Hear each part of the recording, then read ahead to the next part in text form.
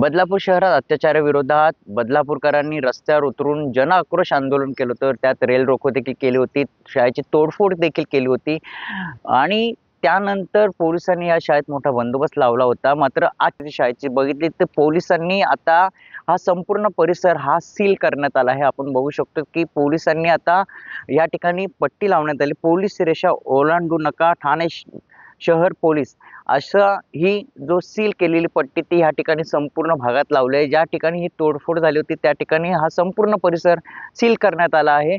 Police चौकशी सध्या सुरू आहे। शाळेचा आपण जर बघितलं परिसर आजची परिस्थिती तर ह्या ठिकाणी हा संपूर्ण परिसर हा सील करण्यात आला आहे। मोठ्या प्रमाणात ही सील केला असून या ठिकाणी या सील केलेल्या भागात कुणीही येऊ नका असं देखील पोलिसांनी सांगण्यात आलं आहे। तसा हा संपूर्ण परिसर सील केला आहे, पुढील तपास पोलीस करत आहेत।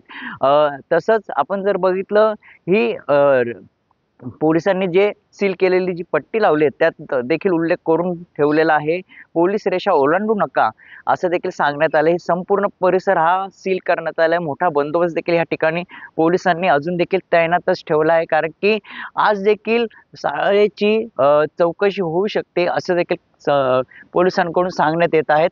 मात्र सध्याची परिस्थिती जर पाहिली तर संपूर्ण शाळा ही आता पोलिसांनी ज्या ठिकाणी ही तोडफोड करण्यात आली संपूर्ण परिसर हा आता सील करण्यात आला आहे। त्या पोलीस चौकशीमध्ये अजून काय समोर येते ते पाहणं तितकंच महत्त्वाचं असणार आहे। मयुराज जाधव, TV9 मराठी, बदलापूर।